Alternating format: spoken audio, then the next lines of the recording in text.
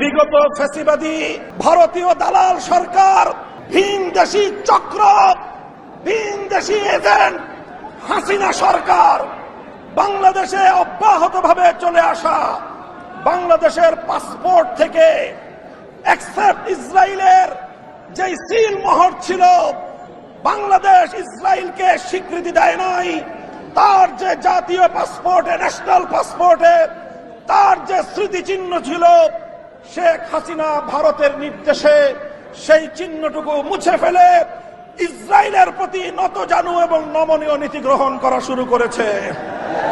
আমরা তার তীব্র নিন্দা জানাই। বর্তমান সরকারকে আবার জাতীয় পাসপোর্টের মধ্যে অ্যাকসেপ্ট ইসরায়েল লেখাকে আবার পুনর্বহাল করবার জোর দাবি জানাই। ইসরায়েলের প্রতি জিরো টলারেন্স নীতিতে